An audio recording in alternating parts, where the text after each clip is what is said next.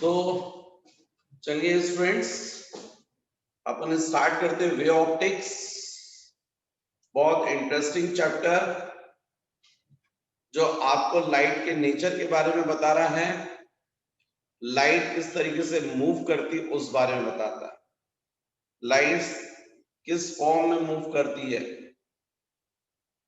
थोड़ा tough chapter भी है, इंटरेस्टिंग भी है, काफी इमेजिनरी भी है, इमेजिन भी करना पड़ेगा आपको, पर मजेदार चैप्टर है।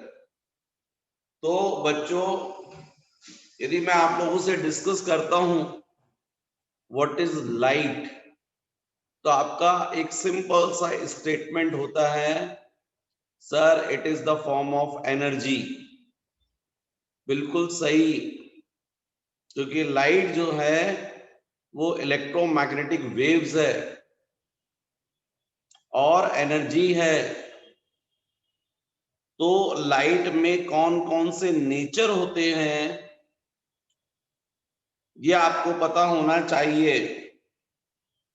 कौन से मेन फिनोमिना है लाइट के, ये सबसे पहले आपको पता होना चाहिए। तो फर्स्ट बच्चों, rectilinear propagation of light. Light travels in a straight line. Second बच्चों, आप लोगों को पता है लाइट रिफ्लेक्शन शो करती है, लाइट रिफ्रैक्शन शो करती है, लाइट डिफ्रैक्शन शो करती है, इंटरफेरेंस शो करती है, पोलराइजेशन शो करती है। ये सब लाइट के नेचर हैं। Dispersion, rectilinear propagation, reflection, refraction, dispersion, interference, diffraction, polarization, ये सब लाइट के नेचर हैं। लाइट अपने ये सब प्रॉपर्टीज शो करती है। अब जब मैं ये बोल रहा हूं तो मुझे मालूम है इसमें से कुछ तो आपको समझ में आया, कुछ नहीं आया। रेक्टिलिनियर प्रोपगेशन का मतलब लाइट स्ट्रेट लाइन में मूव करती है। फिर रिफ्लेक्शन, चूंकि मैंने आपको पढ़ा दिया है, प्लेलिस्ट में डला हुआ है, वहां पर आप देखिएगा। और रिफ्लेक्शन वैसे आप जानते भी हैं। रिफ्रैक्शन भी आपको पता है, when the ray of light passes from one medium to another medium, then it is deviates from its original path. This phenomenon is called refraction. फिर dispersion आपको पता है, when light passes through a prism, when white ray passes through the prism, then it split into its 7 component colors. This phenomenon is called dispersion. फिर interference, बच्चों मैं कुछ नहीं बोलूंगा इसके बारे में क्योंकि मैं इसको डिटेल में पढ़ाने वाला हूं। फिर डिफ्रैक्शन अभी डिटेल में पढ़ाने वाला हूं। पोलराइजेशन ये भी डिटेल में पढ़ाने वाला हूं। पर ये सब लाइट अपने नेचर शो करती है। तो सबसे पहले लाइट क्या है, किस चीज की बनी हुई है, ये सोचा न्यूटन ने। और न्यूटन ने अपनी कार्पस्कुलर थ्योरी प्रपोज की। हालांकि बच्चों ये थ्योरी फेल हो गई। बाद में हाइजेंस ने अपनी वेव थ्योरी दी, वो एक्सेप्ट हो गई। लेकिन फिर उसमें भी कुछ बाद में देखा फोटो इलेक्ट्रिक इफेक्ट वगैरह, तो समझ में आया ये तो वेव से नहीं है। तो मॉडर्न फिजिक्स जो है लाइट को ड्यूअल नेचर का मानती है, पार्टिकल भी और वेव्स भी। फोटोन बोला जाता है, पूरा डिटेल में अपन पढ़ेंगे। और इसलिए फिर से बाद में न्यूटन जी जो है वो भी माने गए। तो आज मॉडर्न फिजिक्स ये मानता है कि लाइट ड्यूअल नेचर की है। पार्टिकल्स भी एनर्जी के पैकेट्स जिनको फोटोन बोलते हैं, और जब वो मूव करते हैं उनसे वेव एसोसिएट हो जाती है। तो लाइट दोनों फॉर्म में मूव करती है। इसलिए अभी मॉडर्न फिजिक्स तो न्यूटन जी को फिर से मानने लगा, लेकिन शुरू में न्यूटन जी कुछ चीजें नहीं बता पाए और इसलिए न्यूटन ने जो कार्पस्कुलर थ्योरी दी वो फेल हो गई। तो अब न्यूटन ने कार्पस्कुलर थ्योरी क्या दी, मुझे लगता है कि आपको इस बारे में सुनना चाहिए, इस बारे में आपको समझना चाहिए और आपको काफी इंटरेस्टिंग भी लगेगा। थोड़ा सा मैं चाहता हूं बच्चों, जो बुक है उसके पॉइंट्स मैं आपको बताऊं और उनके ऊपर डिस्कशन करूं, तो आपको थोड़ा इंटरेस्टिंग भी लगेगा, इजी भी लगेगा और आपके एग्जाम के हिसाब से काम भी आएगा। तो बच्चों, न्यूटन्स कार्पस्कुलर थ्योरी जो प्रपोज की, उसमें उन्होंने फर्स्ट पॉइंट बोला, light is composed of nearly massless tiny particles called corpuscles। मतलब लाइट जो है बहुत टाइनी छोटे छोटे पार्टिकल से मिलकर बनी हुई है, उस फॉर्म में मूव करती है और इन टाइनी पार्टिकल्स को न्यूटन जी ने नेम दिया कार्पस्कल्स। तो अभी न्यूटन जी की बात मान लीजिए और मानिए लाइट पार्टिकल्स के फॉर्म में, टाइनी पार्टिकल्स के फॉर्म में मूव कर रही है, इन टाइनी पार्टिकल्स को बोलेंगे कार्पस्कल्स। ठीक है, फिर न्यूटन जी ने सेकंड पॉइंट प्रपोज किया, the corpuscles travel in a straight line with a tremendous speed in a homogeneous medium। Light, चूंकि लाइट टाइनी पार्टिकल से बनी है और पार्टिकल्स किसी भी मीडियम में बहुत हाई स्पीड से मूव करते हैं, इसलिए लाइट भी बहुत हाई स्पीड से मूव करती है, ऐसा न्यूटन जी ने बताया। बिल्कुल सही।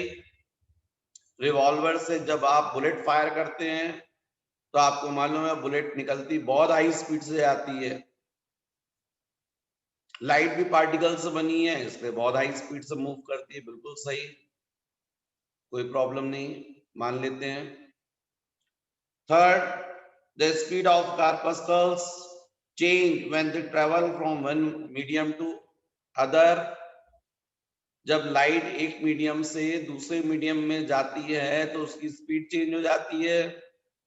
क्यों चेंज होती है?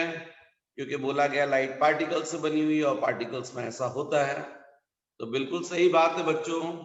आपके पास बॉल है, आप उस बॉल को यदि वाटर में थ्रो करते हैं तो आपने प्रैक्टिकली देखा है कि उस बॉल की एयर में स्पीड ज्यादा रहती है और वाटर में जाकर चेंज हो जाती है। जब बॉल की स्पीड, बॉल मतलब पार्टिकल, तो नो डाउट लाइट के लिए भी वो सही बोल रहे हैं कि भाई लाइट पार्टिकल से बनी हुई है, इसलिए एक मीडियम से जब दूसरे मीडियम में जाता है तो लाइट की स्पीड चेंज होती है। तो इसलिए न्यूटन जी के, चलिए इस पॉइंट को भी मान लेते हैं। फिर fourth point, the corpuscles of light of different colours of different sizes. हमको डिफरेंट कलर क्यों दिखाई देते हैं? तो न्यूटन जी ने बोला कि हमारा जो सेंसेशन ऑफ विजन है वो डिफरेंट डिफरेंट साइज को रीड करना जानता है। भाई हम किसी छोटी चीज को पहचान जाते हैं कि ये छोटी है, किसी बड़ी चीज को देखते हैं तो पहचान जाते हैं ये बड़ी है। हमारा मतलब, हमारा जो सेंसेशन ऑफ विजन है वो छोटे और बड़े ऑब्जेक्ट्स को रीड कर लेता है। हम देख के बता सकते हैं कि ये फलानी चीज जो है, या दो दोस्त है या तीन दोस्त हैं, तो इसकी हाइट सबसे शॉर्ट है, इसकी हाइट ज्यादा है और इसकी हाइट और ज्यादा है। तो वैसे ही यदि लाइट पार्टिकल से बनी हुई है तो न्यूटन ने बोला कि जो डिफरेंट कलर्स हैं उनके जो पार्टिकल्स होते हैं उनके साइज डिफरेंट डिफरेंट होते हैं, इसलिए हम डिफरेंट डिफरेंट कलर्स को आइडेंटिफाई कर पाते हैं। मतलब हमने मान लीजिए फलानी जगह पर देखा एक टाइप का कलर और उसको बोला वॉयलेट, और फिर दूसरी जगह देखा तो उसका कलर भी इससे मैच कर रहा था, नाम तो हमने रखा ना वॉयलेट, तो चूंकि इसको देखा और दूसरी देखा वो भी सेम दिख रहा, तो जब ये वॉयलेट है तो वो भी वॉयलेट है, क्योंकि इससे जो पार्टिकल्स आ रहे हैं हमारी आई पर स्ट्राइक कर रहे हैं, रेटिना पर स्ट्राइक कर रहे हैं, तो हमारे जो सेंसेशन ऑफ विजन है वो इनके साइज को रीड कर लेता है। अब दूसरी जगह से जो आ रहे हैं तो उसका साइज भी सेम है, इसलिए दोनों सेम है, इसलिए हमने इनको वॉयलेट बोल दिया। लेकिन नेक्स्ट जो देखा हमने कि नहीं नहीं ये तो डिफरेंट है। क्यों डिफरेंट है? क्यों इसको हमने नेम दिया रेड।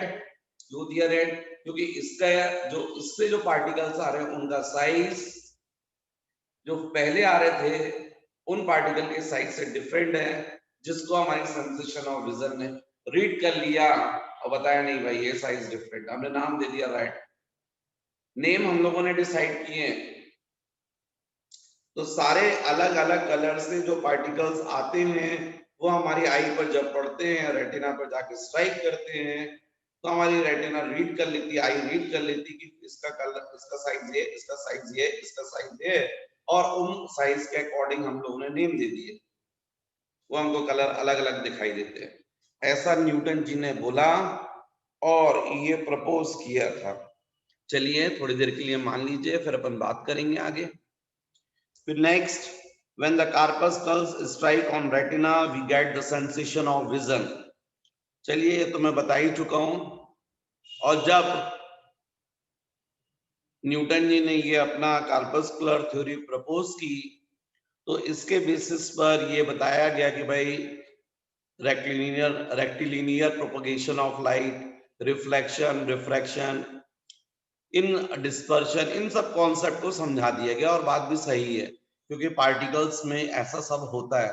पार्टिकल्स स्ट्रेट लाइन में मूव करते हैं, स्ट्रेट लाइन में मूव करते हैं और लाइट भी स्ट्रेट लाइन में, तो ठीक है, इसका मतलब लाइट पार्टिकल्स बनी हुई है। फिर पार्टिकल्स का रिफ्लेक्शन होता है। हम बॉल को थ्रो करें, यदि वो वॉल पर जाके स्ट्राइक करती है और वहां से रिफ्लेक्ट होती है, तो जब जैसा पार्टिकल्स का रिफ्लेक्शन हो रहा है तो लाइट भी पार्टिकल से बनी हुई है, इसलिए वो किसी पॉलिश सरफेस पर जब स्ट्राइक करती है तो वहां से उसका रिफ्लेक्शन होता है।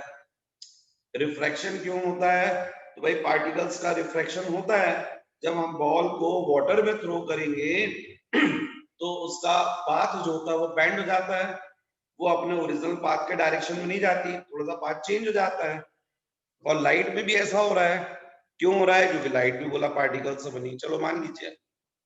तो ये सब रिफ्लेक्शन, रिफ्रैक्शन, ये सब एक्सप्लेन कर दिया उसने अपनी थ्योरी के बेसिस पर। लेकिन बाद में कुछ ऐसे पॉइंट्स उठे जिनका न्यूटन जी जवाब नहीं दे पाए और उस बेसिस पर न्यूटन जी की कार्पस्कुलर थ्योरी फेल कर दी गई। तो मैंने आपको वो लिखवाए हैं पॉइंट्स, एग्जाम में क्वेश्चन आता है, write the Newton's corpuscular theory and give the reasons for its failure.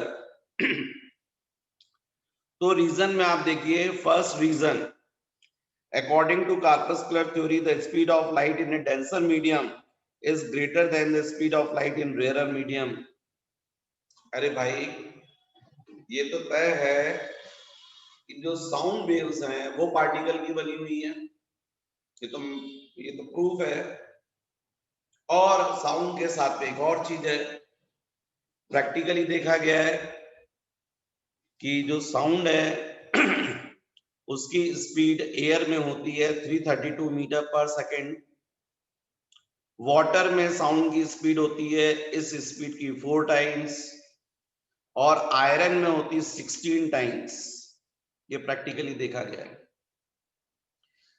जैसे साउंड वेव्स है पार्टिकल से बनी हुई है, और यदि बहुत रेयर मीडियम में जब साउंड वेव्स मूव करती तो इसकी स्पीड कम होती है, लेकिन जितना ज्यादा डेंसर मीडियम में जाती है, वाटर में जाती है तो कितनी हो जाती है? 4 टाइम्स स्पीड, आयरन में 16 टाइम्स।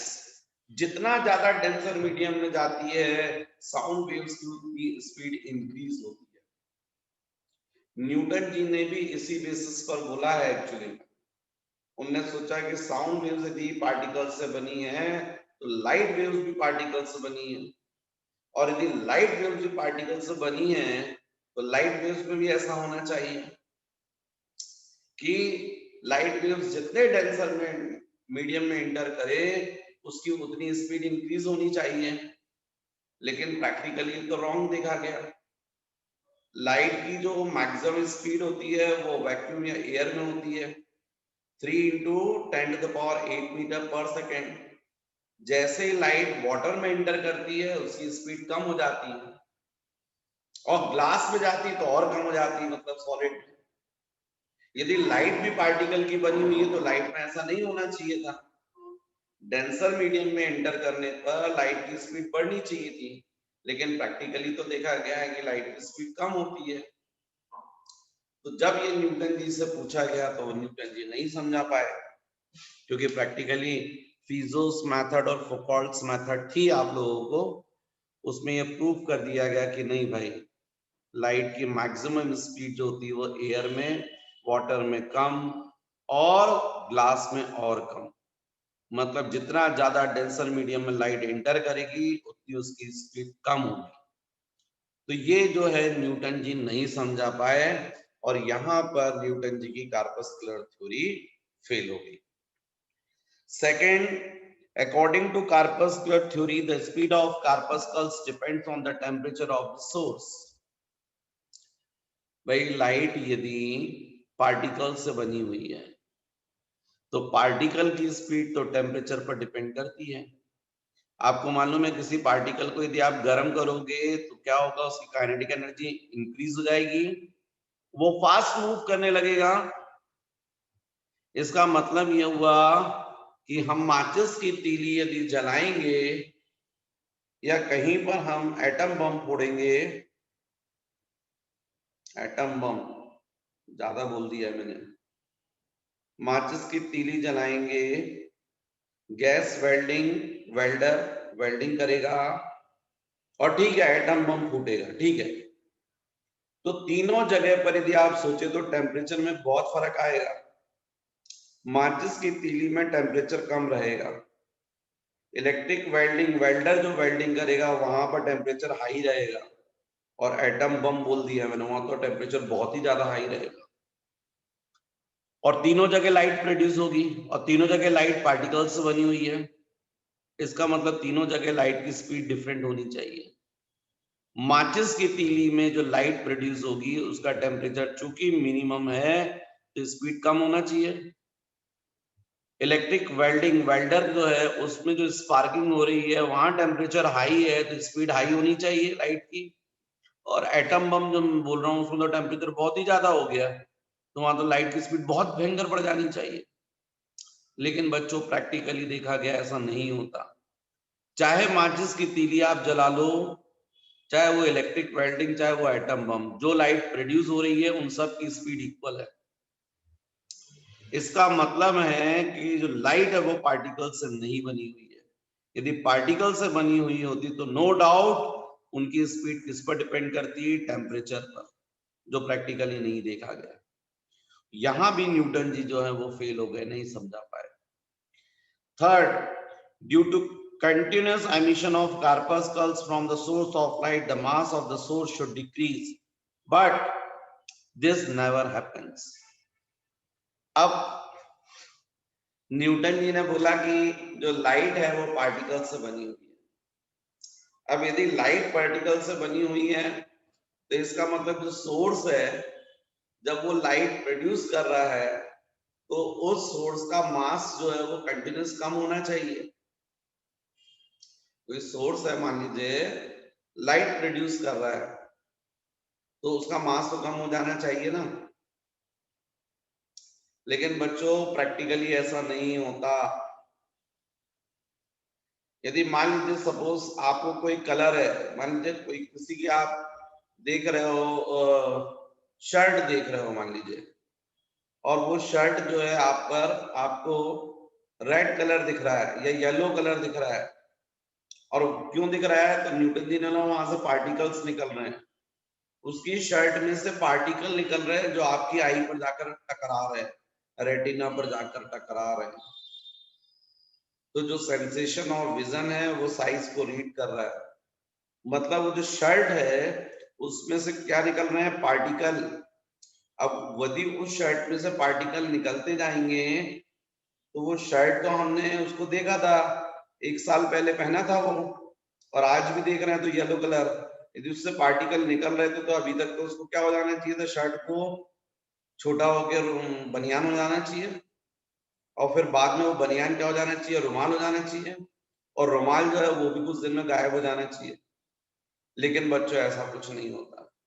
वो 1 साल पहले भी शर्ट थी और आज 1 साल बाद भी शर्ट पहना हुआ है येलो कलर में, उसके मास के ऊपर कोई इफेक्ट नहीं पड़ा, इसका मतलब है उस शर्ट में से कोई पार्टिकल बाहर नहीं निकले। तो अब इसको भी न्यूटन जी नहीं समझा पाए।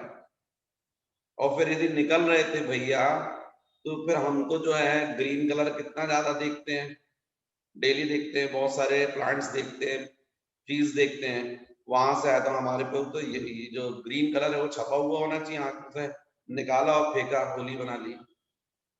आसमान देख रहे हैं तो ब्लू कलर दिख रहा है तो ब्लू कलर आया, पार्टिकल्स आ गए, जब मर्जी हुई तो आंख से निकाले और फेंक दिए, होली हो गई ब्लू कलर की। ऐसा कुछ नहीं होता, और इसलिए न्यूटन जी इस बात को भी नहीं समझा पाए, और न्यूटन जी का ये पॉइंट भी फेल हो गया। फिर नेक्स्ट बच्चों, न्यूटन जी ने बोला है the corpuscular theory could not explain the other phenomena of light such as interference, diffraction and polarization. अभी बच्चों मैं आगे पढ़ाने वाला हूं आपको इंटरफेरेंस, डिफ्रैक्शन एंड पोलराइजेशन, ये सब वेव्स के नेचर है, वेव्स। तो न्यूटन जी से पूछा भाई पार्टिकल्स से बनी हुई है आपकी लाइट, तो फिर ये इंटरफेरेंस क्यों बता रही है, डिफ्रैक्शन क्यों, पोलराइजेशन क्यों? ये तो पार्टिकल्स नहीं शो करते, ये तो वेव्स का नेचर है। इस बात को भी न्यूटन जी नहीं एक्सप्लेन कर पाए। फिर बच्चों लास्ट जो है, in corpuscular theory the assumptions made to explain reflection and refractions are contrary to each other। Newton ji से पूछा रिफ्लेक्शन क्यों होता है, तो रिफ्लेक्शन के लिए वो क्या बोलते हैं कि जो ग्लास है, जैसे मान लीजिए ग्लास है उससे रिफ्लेक्शन हो रहा है, तो लाइट के जो पार्टिकल्स हैं वो ग्लास के पार्टिकल्स के ऊपर जैसे ही पड़ते हैं तो उनके बीच में रिपल्शन होता है, और उस रिपल्शन की वजह से रिफ्लेक्शन होता है। ठीक, मिरर में ऐसा हो गया, वो ग्लास का, लेकिन जो ट्रांसपेरेंट ग्लास है उसमें लाइट इंटर कर जाती है और वहां रिफ्रैक्शन होता है, वहां लाइट बैंड हो जाती है। अब पूछा है ये क्यों हो रहा है, तो न्यूटन जी ने बोला कि जो मिरर है उसमें जो ग्लास के पार्टिकल है वो लाइट के पार्टिकल के ऊपर रिपल्सिव फोर्स लगाते हैं, इसलिए रिपल्सिव फोर्स की वजह से रिफ्लेक्शन हो रहा है। रिफ्रैक्शन क्यों हो रहा है, तो उन्होंने बोला अब जो ग्लास के पार्टिकल्स है वो लाइट के पार्टिकल्स को अट्रैक्ट कर रहे हैं, और इसलिए ये अपने ओरिजिनल पाथ से बैंड हो रही। वाह, वही पार्टिकल लाइट के और वही पार्टिकल ग्लास के या तो रिपल्शन करेंगे या अट्रैक्ट करेंगे, या तो रिपल्सिव फोर्स लगाएंगे या अट्रैक्टिव। कुछ एक बात बोलो, जब दोनों सेम है, लाइट के पार्टिकल ग्लास के पार्टिकल वही है, तो या तो रिपल्सिव फोर्स लगाएंगे या अट्रैक्टिव। कोई एक बात बताओ, आप तो बोल रहे कभी वो रिपल्सिव फोर्स लगा रहे और कभी बोल रहे अट्रैक्टिव फोर्स। ये सब पॉइंट्स बच्चों न्यूटन जी नहीं समझा पाए, और इसलिए न्यूटन जी की जो कार्पस्कुलर थ्योरी थी वो फेल हो गई। बाद में हाइजेंस ने अपनी वेव थ्योरी दी, और वेव थ्योरी के बेसिस पे लाइट को बताया, लाइट के नेचर के बारे में। जो लाइट है वो वेव से कंपोज है, और उसको माना गया, एक्सेप्ट किया गया। तो first, light travels in form of waves. उनने पार्टिकल बोला ही नहीं हाइजेंस, उनने सीधे सीधे बोला कि जो लाइट है वो वेव्स के फॉर्म में मूव करे। भाई वेव्स जो है वो एनर्जी को ट्रांसफर करती है, साउंड एनर्जी मूव करती कि नहीं, सॉरी, साउंड वेव्स एनर्जी को ट्रांसफर करती है, वैसे ही वेव्स लाइट एनर्जी को भी ट्रांसफर करती है। फिर initially the light waves were assumed to be longitudinal, but later on, while explaining the phenomena of polarization, the light waves were considered to be transverse। बच्चों मैं भी इस पॉइंट को छुपा रहा हूं, एक्चुअली मैं नहीं बताना चाहता हूं क्योंकि समझा ही नहीं पाऊंगा ना। आगे चलकर पोलराइजेशन समझाऊंगा मैं। ये पोलराइजेशन कौन शो करता है? Transverse wave. ये ट्रांसवर्स वेव कहां होती है? वाटर सरफेस पर, जिसमें क्रेस्ट और ट्रफ बनता है। समुद्र में आपने देखा होगा जो लहरें होती हैं, वेव्स, तरंगे, उनमें यहाँ क्रेस्ट होता है और ये ट्रफ। ऐसी वेव्स हाइट पर जाती है, फिर डेप्थ पर, फिर हाइट पर। ये ट्रांसवर्स वेव है। और लाइट भी इसी फॉर्म में मूव करती है, लेकिन शुरू में माना गया था लॉन्गिट्यूडनल वेव। जैसे साउंड वेव्स का होता है ना, कॉम्प्रेशंस और रेरिफैक्शन, पार्टिकल्स क्लोज आते और दूर दूर जाते, पास दूर, वैसा ही एक्चुअली में इनने भी मान लिया। इनने पहले बोला था लॉन्गिट्यूडनल वेव, लेकिन पोलराइजेशन प्रॉपर्टी जो है वो लॉन्गिट्यूडनल वेव शो नहीं करती। मैं डिटेल में आपको समझाऊंगा। पोलराइजेशन केवल कौन शो करता है? Transverse wave. और लाइट भी क्या शो कर रही है? पोलराइजेशन। इसलिए लाइट क्या है? ट्रांसवर्स वेव या ऑब्जेक्टिव टाइप क्वेश्चन बनता है। लाइट कौन सी वेव है? Transverse wave. हालांकि अभी तो शुरुआत है, जब मैं आपको रटवा लूंगा वो रट जाएगा आपको, कोई प्रॉब्लम नहीं, आप बहुत आसानी से बताएंगे, एक झटके में बताएंगे कि ट्रांसवर्स वेव। अभी थोड़ा सा कुछ चीजें सामने नहीं है, इसलिए आपको दिक्कत हो रही होगी सर कैसे याद रखेंगे, मैं बताऊंगा आपको। फिर the waves travel in all directions with the speed of light. बिल्कुल ठीक, ये वेव्स मूव करती हैं लाइट की स्पीड से, इसलिए लाइट जो है वो मूव करती बहुत हाई स्पीड से। Fourth, the waves of light of different colors have different wavelengths. हमको डिफरेंट कलर्स क्यों दिखाई देते हैं? तो हाइजिन ने बताया कि सारी जो वेव्स हैं, सारे कलर्स जो हैं, उनकी डिफरेंट डिफरेंट वेवलेंथ होती है, और हमारा जो सेंसेशन ऑफ विजन है, आई, उस वेवलेंथ को रीड कर लेता है। तो ये बात सही है। आज भी वेबग्योर हम लोग बोलते हैं। वेवलेंथ रेंज होती है 4000 angstrom to 7800 angstrom. Violet colour की वेवलेंथ हम लोग बोलते हैं 4000 एंगस्ट्रॉम। रेड कलर के लिए हम लोग बोलते हैं 7800 एंगस्ट्रॉम। बाकी सब कलर्स की इसके बीच में होती है। तो जो डिफरेंट डिफरेंट कलर्स होते हैं बच्चों, उनकी वेवलेंथ डिफरेंट डिफरेंट होती है। जब वो कलर हमारी आई पर स्ट्राइक करता है, तो हमारा जो सेंसेशन ऑफ विजन है उस वेवलेंथ को रीड कर लेता है, जिससे हम उस पर्टिकुलर कलर को आइडेंटिफाई करते हैं। तो हाइजेंस की ये वेव थ्योरी थी जो ठीक थी। फिर नेक्स्ट था, for the propagation of wave an imaginary medium called ether was considered, and it was assumed that the ether pervades in all space. It is massless and homogeneous medium of very high elasticity and low density.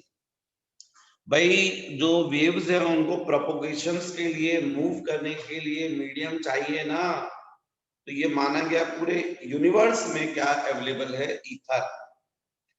ये जो ether है ये कैसा रहता है? Massless, high elastic and low density. Low density का मतलब इसके पार्टिकल बहुत दूर दूर है। हाई इलास्टिसिटी मतलब उसी की हेल्प से ये जो लाइट वेव्स हैं वो मूव करती है। और फिर this theory could explain the phenomena such as reflection, refraction, interference, diffraction. क्या है, जो वेव्स हैं वो ये सब नेचर शो करती है। रिफ्लेक्शन होता है वेव्स का रिफ्रैक्शन होता है, वेव्स का इंटरफेरेंस होता है, वेव्स का डिफ्रैक्शन होता है, वेव्स का पोलराइजेशन होता है, और लाइट का भी होता है।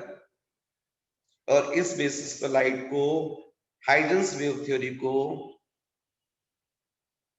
हरी झंडी मिल गई कि हाँ लाइट जो है वो वेव से बनी हुई है। लेकिन फिर भी बच्चों आगे चल के ये वेव्स जो है ना, फोटो इलेक्ट्रिक इफेक्ट शो नहीं करती हैं।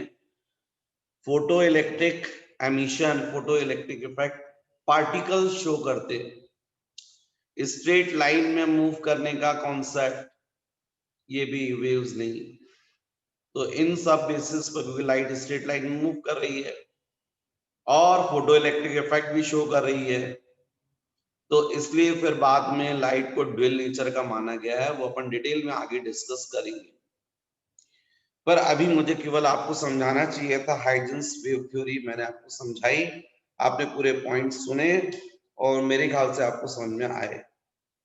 अब मुझे इसके बाद आपको बताना चाहिए बहुत इंपॉर्टेंट टॉपिक जो जनरली आपके एग्जाम्स में, बोर्ड एग्जाम्स में आता है, वो है वेव फ्रंट। डिफाइन करने के लिए जाता है और इसके टाइप्स के ऊपर शॉर्ट नोट्स के लिए। तो ये वेव फ्रंट क्या है, रेस क्या है, what is wave front and rays. तो बच्चों, वेव फ्रंट मतलब एक ऐसा प्लेन है जिस पर सारे पार्टिकल्स सेम फेस में होते हैं। इमेजिनरी प्लेन होता है जिस पर हर पार्टिकल सेम फेस में होता है। इसलिए वेव फ्रंट की जब डेफिनेशन दी जाती है तो बुक की लैंग्वेज में बोला जाता है, surface drawn at any instant in the medium affected by the waves originated from a source on which each particle vibrates in same phase is called the wavefront of that source। मान लीजिए ये source है और इस source से medium affected है, मतलब इसकी वजह से वेव जो है वो मूव कर रही है। वेव मतलब मीडियम का डिस्टरबेंस जिसमें एनर्जी ट्रांसफर हो रही है। और यदि ऐसा कोई प्लेन, ऐसा कोई सरफेस जिस पर हर पार्टिकल सेम फेस में हो, तो ऐसे सरफेस को हम बोलते हैं वेव फ्रंट। कहने का मतलब, अभी फिलहाल मैं टाइप बताऊंगा तो आपको एकदम क्लियर आएगा समझ, पर अभी थोड़ा सा ये समझ लीजिएगा। Surface is surface drawn in the path of waves on which each particles are in same phase is called wavefront। अभी केवल डेफिनेशन सुन लो, थोड़ी देर में समझ में आएगा। अब बात होती है रेस की। ये रेस क्या है, रेस, ये रेस क्या है बच्चों, ये रेस कुछ नहीं है, एनर्जी ट्रांसफर होने का डायरेक्शन है। जिस डायरेक्शन में एनर्जी ट्रांसफर होती है उसी को हम बोलते हैं रेस। तो एनर्जी किस डायरेक्शन में ट्रांसफर होती है, एनर्जी बच्चों हमेशा वेव फ्रंट के परपेंडिकुलर नॉर्मल ट्रांसफर होती है। इसका मतलब रेस जो होती है वो हमेशा वेव फ्रंट के परपेंडिकुलर होती है। रेस जो होती है वो हमेशा वेव फ्रंट के परपेंडिकुलर नॉर्मल होती है, या एनर्जी हमेशा वेव फ्रंट के परपेंडिकुलर ट्रांसफर होती है। अब यदि मैं इसके टाइप बताता हूं वेव फ्रंट के, तो आपको थोड़ा सा ज्यादा क्लियर होगा। वेव फ्रंट के बच्चों 3 मेन टाइप हैं, उसमें से एक है प्लेन वेव फ्रंट, सेकंड है स्फेरिकल वेव फ्रंट और थर्ड है सिलिंड्रिकल वेव फ्रंट। इनको यदि मैं आपको डिटेल में समझाऊंगा तो आप वेव फ्रंट की वेव फ्रंट समझ जाएंगे और रेस भी समझ जाएंगे।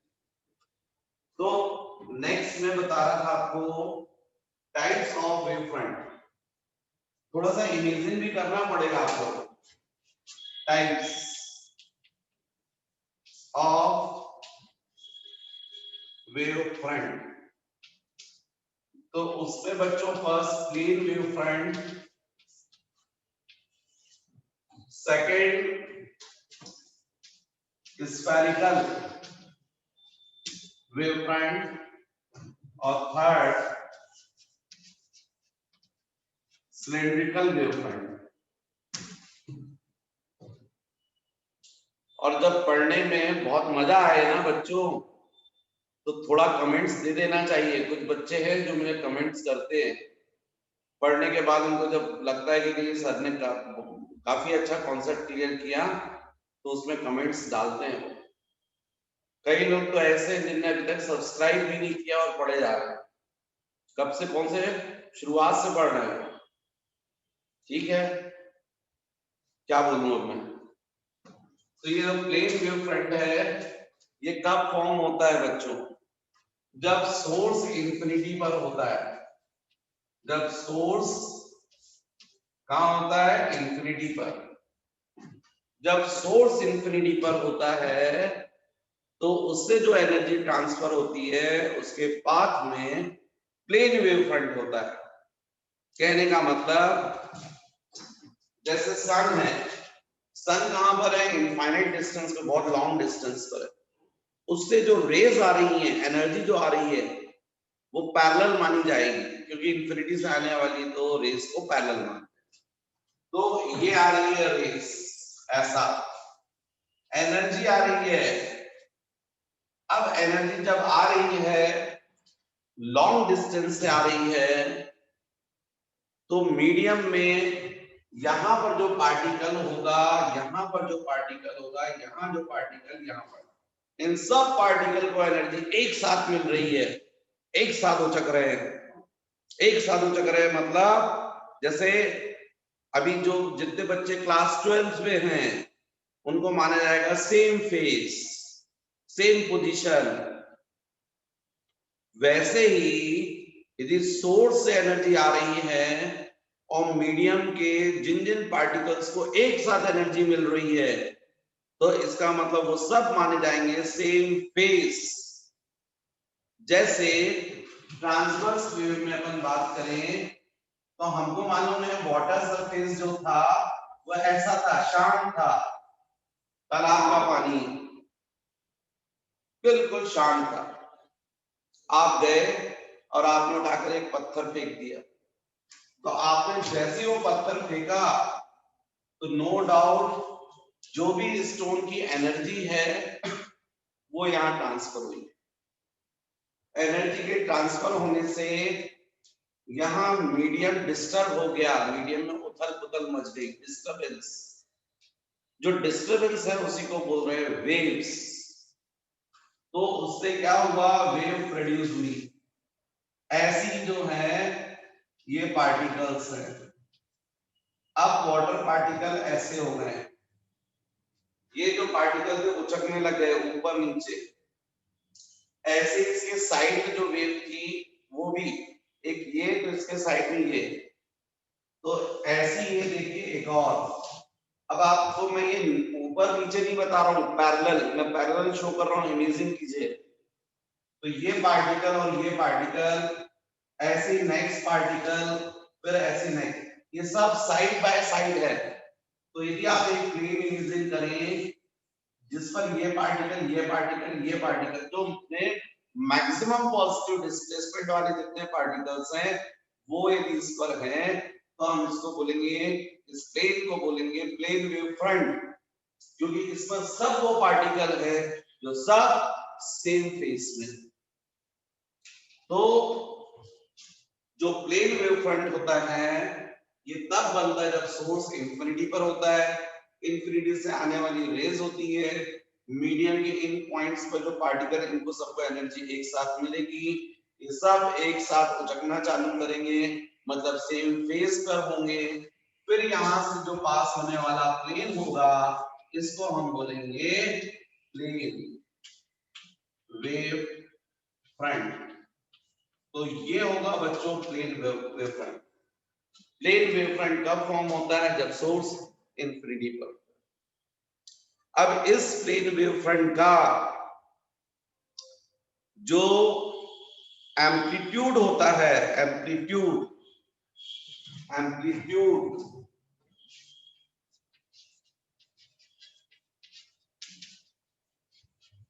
ये कांस्टेंट होता है, एम्पलीट्यूड कांस्टेंट होता है। इस वेव फ्रंट का एम्पलीट्यूड कांस्टेंट होता है। एक्चुअली में जो वेव है उस चैप्टर में आपको था एनर्जी। वैसे मैं कई बार बता चुका हूं, ये जो इंटेंसिटी होती है, इंटेंसिटी ऑफ एनर्जी, ये एम्पलीट्यूड पर डिपेंड करती है। और इंटेंसिटी ऑफ एनर्जी जो है, इंटेंसिटी आई, ये हमेशा डायरेक्टली प्रोपोर्शनल होती है एम्पलीट्यूड स्क्वायर के। ये फॉर्मूला है बच्चों, इंटेंसिटी हमेशा डायरेक्टली प्रोपोर्शनल होती है एम्पलीट्यूड। आप थोड़ा पेशेंस रखिए, आपको समझ में आएगा। बस आप मेरे कुछ वर्ड्स को भी सुनते जाइए, मैं भी एग्जांपल दूंगा, आपको समझ में आ जाएगा। इंटेंसिटी जो होती है वो डायरेक्टली प्रोपोर्शनल होती है एम्पलीट्यूड स्क्वायर के। यदि इस वेव फ्रंट का एम्पलीट्यूड कांस्टेंट है, मतलब इंटेंसिटी भी कांस्टेंट होगी, इंटेंसिटी भी कांस्टेंट होगी। अब यदि मैंने ये सब समझाया तो अब आप देखिए, एग्जांपल लेता हूं, आपको समझ में आएगा। मान लीजिए मल्टी स्टोरी बिल्डिंग है,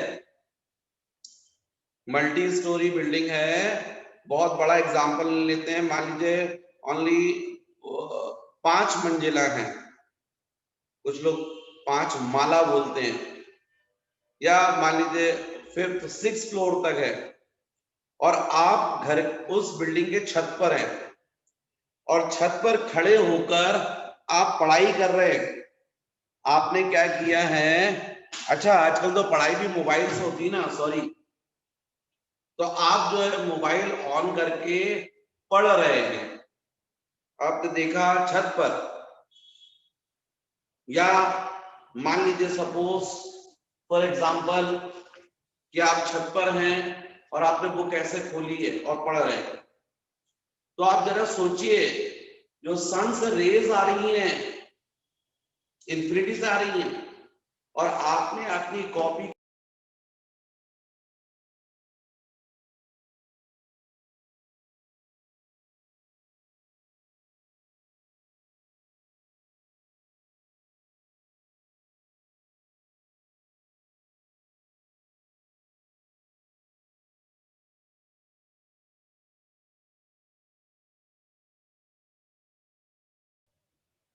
तो बच्चों, यदि मान लीजिए आप घर की छत पर खड़े हैं, तो निश्चित रूप से आपने क्या किया है, जो सन से आने वाली रेज हैं, एनर्जी, उनको रोका है। किससे रोका है आपने? इस बुक के पेज से। मतलब इस पेज पर जितने पार्टिकल्स होंगे, सबको जो एनर्जी मिली है सन से, वो कैसे मिली है? एक साथ।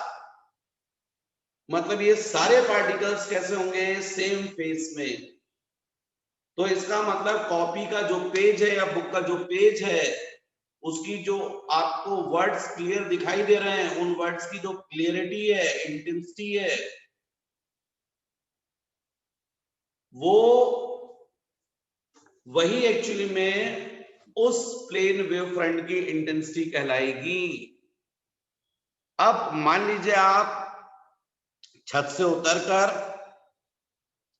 अपने घर के 3rd फ्लोर की बालकनी में आप आ गए, और उस वक्त भी यदि आप बुक का पेज खोलकर पढ़ रहे हैं, तो आपको देखने मिलेगा जितनी इंटेंसिटी वो छत पर आपको दिखाई दे रही थी पेज की, सेम इंटेंसिटी अभी भी आपको दिखाई दे रही है। कोई फर्क नहीं पड़ा। क्योंकि इस प्लेन वेव फ्रंट का एम्पलीट्यूड या इंटेंसिटी सोर्स से जो डिस्टेंस है उस पर डिपेंड नहीं करती है। हर प्लेन वेव फ्रंट का एम्पलीट्यूड कैसा रहता है? कांस्टेंट, और इसलिए इंटेंसिटी भी कैसी रहती है? कांस्टेंट।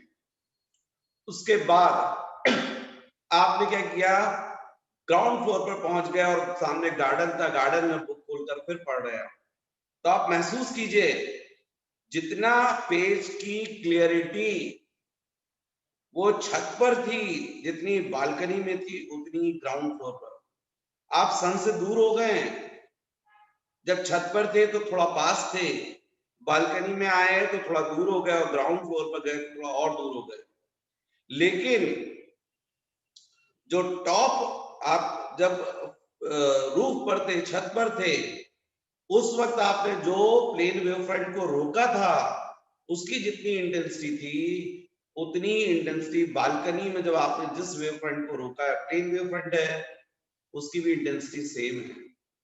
और ग्राउंड फ्लोर पर जब गए तो उस प्लेन वेव फ्रंट की भी इंटेंसिटी सेम है। तो इसलिए बच्चों जो प्लेन वेव फ्रंट होता है उसका एम्पलीट्यूड कांस्टेंट रहता है, इंटेंसिटी कांस्टेंट। सेकंड होता है स्फेरिकल वेव फ्रंट। ये स्फेरिकल वेव फ्रंट कब बनता है? ये स्फेरिकल वेव फ्रंट कब बनता है? ये तब बनता है जब सोर्स पॉइंटेड होता है, पॉइंटेड और डेफिनेट डिस्टेंस पर होता है, डेफिनेट डिस्टेंस पर होता है, फिक्स डिस्टेंस पर। जैसे बल्ब, ये बल्ब पॉइंटेड सोर्स हो गया और एक फिक्स डिस्टेंस पर है। अब यहां से जो रेज है वो ऐसी जाएगी, यहां ये रेज है, ये रेज है, ये क्या है? प्लेन वेव फ्रंट और ये रेज है। रेज हमेशा प्लेन वेव फ्रंट के परपेंडिकुलर होती है। अब ये बल्ब है, इसको आपने ऑन किया, इस रेज निकल रही, एनर्जी ट्रांसफर हो रही है। तो यहां से x डिस्टेंस पर जो पॉइंट होगा, क्योंकि लाइट की स्पीड तो फिक्स है ना, 3 × 10⁸ मीटर पर सेकेंड, तो इसका मतलब यहां पर जो पॉइंट है x डिस्टेंस पर, उसको एनर्जी कब मिलेगी? तो speed is equal to distance upon time, time is equal to distance upon speed. Speed कितनी? 3 × 10⁸। इसका मतलब ये हुआ कि इस बल्ब से x डिस्टेंस पर जितने पॉइंट्स पार्टिकल्स होंगे सबको एनर्जी सेम टाइम पर मिलेगी। जैसे ही एनर्जी मिलेगी सब उछलेंगे, सब कैसे होंगे? सेम फेस में। तो यदि हम कोई सरफेस ड्रॉ करें जिस पर ये सारे पार्टिकल्स आ जाएं, तो इस सरफेस को हम बोलेंगे spherical wave front. Spherical wave front ये भी है, x1 डिस्टेंस पर जितने पार्टिकल्स हैं उनको सबको एनर्जी एक साथ मिली। ऐसे ही यहां से x2 डिस्टेंस पर जितने पार्टिकल होंगे, x2 डिस्टेंस, उनको भी एनर्जी एक साथ मिलेगी। इसलिए वो सब पार्टिकल्स भी कैसे होंगे? सेम फेस में। इसलिए ये भी स्फेरिकल वेव फ्रंट है, ये भी स्फेरिकल वेव फ्रंट है। और इन स्फेरिकल वेव फ्रंट का एम्पलीट्यूड, ये एम्पलीट्यूड ए, ये इनवर्सली प्रोपोर्शनल होता है x के। What is x? Distance of wave front from source. यदि ये डिस्टेंस इंक्रीज होगा तो एम्पलीट्यूड क्या होगा? डिक्रीज होगा। और यदि एम्पलीट्यूड डिक्रीज होगा तो इंटेंसिटी भी डिक्रीज होगी, क्योंकि इंटेंसिटी डायरेक्टली प्रोपोर्शनल होती है ए स्क्वायर के। तो इसलिए इंटेंसिटी जो है directly proportional to a square, मतलब 1/x स्क्वायर, मतलब intensity it is inversely proportional to x square. तो बल्ब जला देंगे आप, कॉपी के पेज पर पढ़ेंगे, लाइट पड़ेगी, वर्ड क्लियर दिखाई देंगे, थोड़ा और आगे जाएंगे, इंटेंसिटी तेजी के साथ डिक्रीज होगी। थर्ड होता है बच्चों सिलेंड्रिकल वेव फ्रंट। तो ये सिलेंड्रिकल वेव फ्रंट मुझे लगता है नेक्स्ट क्लास में बताना पड़ेगा, क्योंकि कुछ कुछ प्रॉब्लम्स है यहाँ पर। देखता हूं मैं जरा सा, 2 मिनट।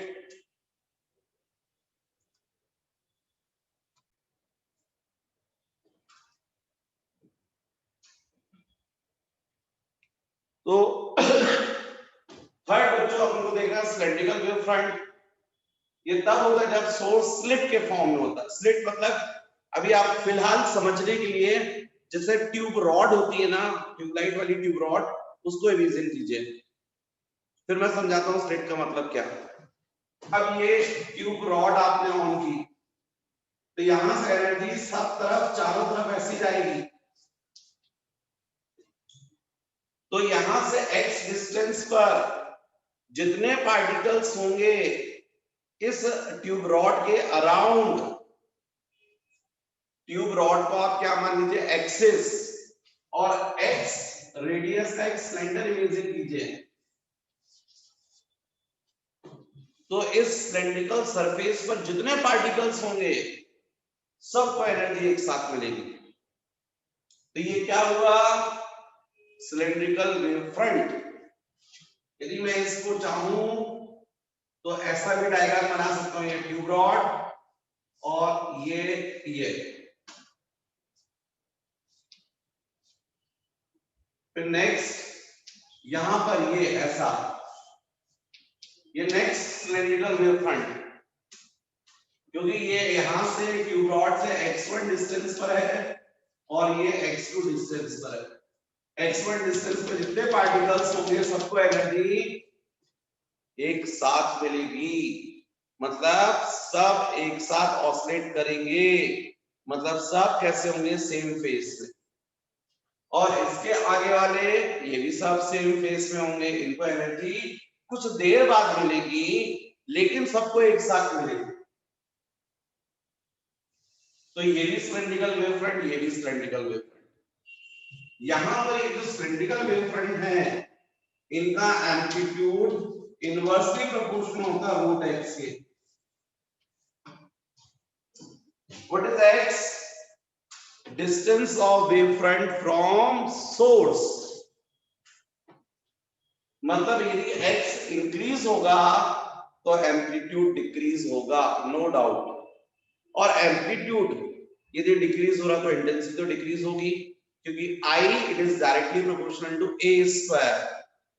अब इसका स्क्वायर करेंगे तो 1/x हो जाएगा, मतलब क्या हो जाएगा, I is directly proportional to a square, मतलब directly proportional to 1/x, root हट जाएगा। मतलब यहां भी क्या होगा बच्चों, ट्यूब रॉड से भी यदि आप ज्यादा डिस्टेंस पर जाएंगे, कॉपी का पेज लेंगे, उस पर जो लाइट पड़ेगी, जो आप रोक रहे हैं कॉपी के पेज से वेव फ्रंट को, वो कौन सा वेव फ्रंट है, सिलेंड्रिकल। और इसमें भी रॉड से आप जैसे जैसे दूर जाते जाएंगे तो जो वेव फ्रंट है उसकी इंटेंसिटी क्या होती जाएगी, डिक्रीज होती जाएगी। डिस्टेंस आप डबल करेंगे इंटेंसिटी हाफ हो जाएगी। लेकिन बल्ब के केस में देखो, डिस्टेंस यदि डबल कर दे तो इंटेंसिटी कितनी हो जाती, 1/x स्क्वायर, मतलब 1/2 स्क्वायर, 1/4 हो जाती, तेजी के साथ डिक्रीज होती। अब तीनों का आप इमेजिन करो, अब आपको मेरी बात समझ में आएगी। सेम कॉपी का पेज, मल्टी स्टोरी बिल्डिंग में जब आप टॉप पर थे, बालकनी में थे, ग्राउंड फ्लोर पर, तो कॉपी के पेज से आप क्या रोक रहे थे, वेव फ्रंट। कौन सा वेव फ्रंट, प्लेन। क्यों प्लेन, क्योंकि सोर्स इंफिनिटी पर। और आपको मैंने जो समझाया उस बेसिस पर आप समझे कि प्लेन वेव फ्रंट का एम्पलीट्यूड कैसा रहता है, कांस्टेंट, इंटेंसिटी कैसी रहती है, कांस्टेंट। लेकिन जो स्फेरिकल वेव फ्रंट है ये कब बनता है, जब सोर्स पॉइंटेड होता है और डेफिनेट डिस्टेंस पर होता है। इससे एनर्जी जब ट्रांसफर होगी, ये रेस है बच्चों, क्योंकि ये एनर्जी ट्रांसफर हो रही है। रेस हमेशा वेव फ्रंट के परपेंडिकुलर होती है, तो ये रेस हो गई, ये रेस हो गई, रेस। ये और इन वेव फ्रंट का जो एम्पलीट्यूड है it is inversely proportional to x। What is x, distance of wave front from source. जब डिस्टेंस इंक्रीज होगा तो एम्पलीट्यूड डिक्रीज होगा, जब डिस्टेंस इंक्रीज होगा तो इंटेंसिटी फास्ट डिक्रीज होगी। और बल्ब की पढ़ाई में आपको पता है ऐसा होता है, ट्यूबलाइट की पढ़ाई में भी, लाइट में भी ऐसा ही होता है, लेकिन बल्ब से थोड़ा कम। उसका रीजन ये है, तो बच्चों आज बस यहीं तक, बाकी अपन देखेंगे नेक्स्ट वीडियो में।